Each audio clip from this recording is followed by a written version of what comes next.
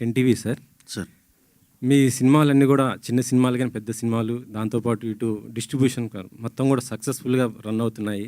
వినాయక చవితికి ఇది హిట్ కొట్టారు, నెక్స్ట్ మళ్ళీ విజయదశమి కూడా హిట్ కొడుతున్నారు. ఎలా ఉంది సార్ ఈ ఫీల్ మీకు?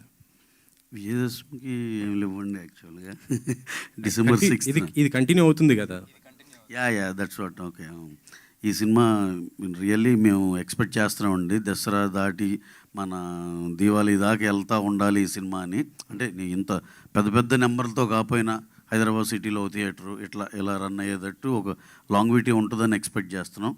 నిజంగా వెరీ వెరీ హ్యాపీ అండి.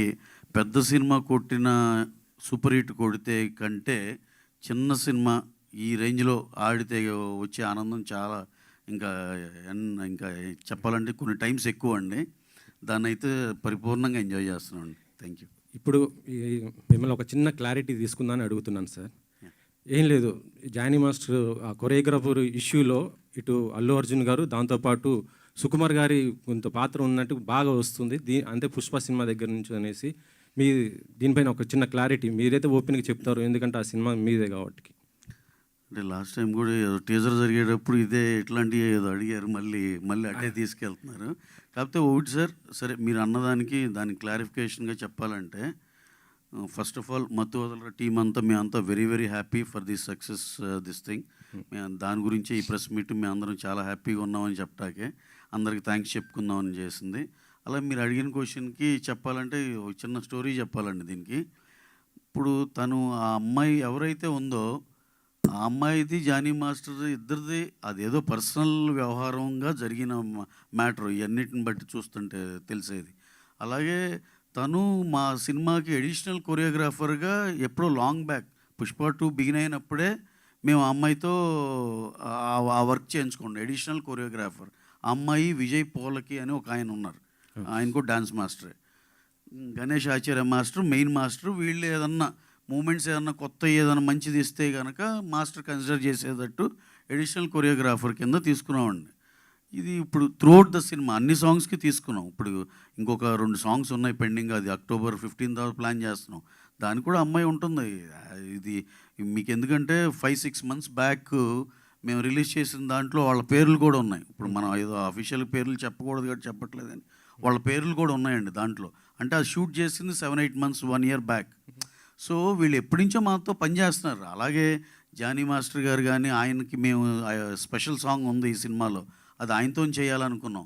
కరెక్ట్గా 2 days ముందల ఈ గోలంతా అయింది. యాక్చువల్గా ఆ సాంగ్ అసలు ఆయనతో చేద్దాం అనుకున్నాం. అలా మాకు అసలు అందరితో పని చేస్తామండి, దాంట్లోనే పార్ట్ ఆఫ్ ద థింగ్ ఇది. దానికి అసలు హీరో గారు నాకు తెలిసి ఈ డ్యాన్స్ టీం ఎప్పుడైనా విషెస్ చెప్తే good morning sir, good morning ఎంత చెప్పడం తప్పితే ఆయనకి అంత మించి బియాండ్ దట్ ఏం తెలియదు. అనవసరంగా ఇక్కడ ఇవన్నీ ఏంటంటే మన రెస్పాన్సిబుల్ మీడియా అండి ఇక్కడ మేము చూస్తుంది ఇదంతా. కొంచెం ఆ ఫ్రంట్ లైన్ ఇదంతా వీళ్ళెవరూ ఇలా ఏం తెలుసుకోకుండా ఏదో ఒకటి రాసేయటం కానీ చేయటం కానీ లేదు. కాకుండా కొత్తగా వచ్చే యూట్యూబ్ ఛానల్స్ ఇలా వాళ్ళకి ఏదో ఒకటి సెన్సేషన్ కావాలని ఏదో ఇష్టానుసారంగా రాసేయటమే.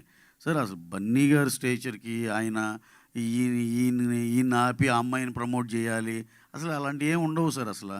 ఎందుకంటే మీరు ఒకసారి క్రాస్ చెక్ చేసుకోవచ్చు. ఆ సినిమా ఆ పాటలో తన పేరు ఉంది, అన్నీ ఉన్నాయి. ఎప్పుడో 6 monthsలో రిలీజ్ చేసిన లిరికల్ వీడియో అవన్నీ యూట్యూబ్లో ఉన్నాయి.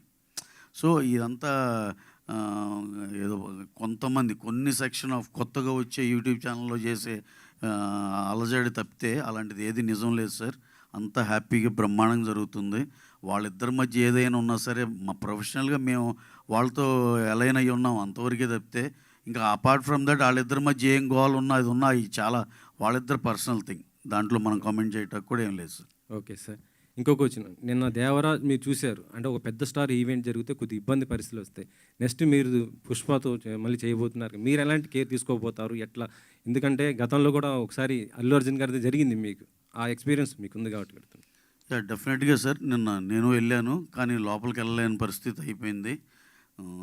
ఆల్మోస్ట్ 3-4 times జనాలు వచ్చేసి ఉన్నాక చాలాసేపు పోలీసులు కూడా ట్రై చేశారు కానీ కంట్రోల్ అవ్వలేదు, విచ్ ఈజ్ వెరీ అన్ఫార్చునేట్. జనాలు పాపం చాలా అనంతపూరు, శ్రీకాకుళం చాలా దూరం నుంచి కూడా వచ్చారు.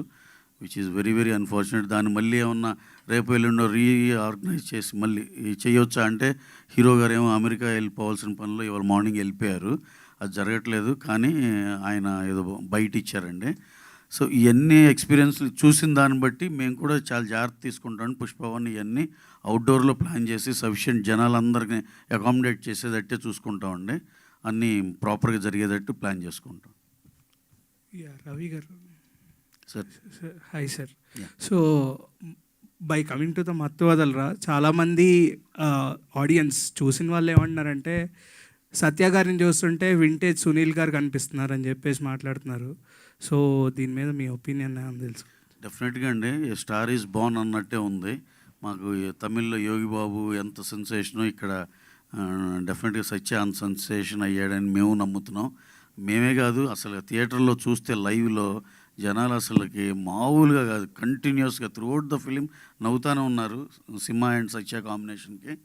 సత్య గారు ఆ రెస్పెక్టివ్ జోనర్లో, ఆ రెస్పెక్టివ్ దీంట్లో ఆయన he has evolved as a very very big comedian లాగా. ఇక ఆయనకి ఇక ఆ స్పెషల్ ప్లేస్ దొరికింది. ఇక్కడి నుంచి ఎంతమందిలో తీసుకెళ్తారు, మేము కూడా ఈగర్లీ వెయిటింగ్.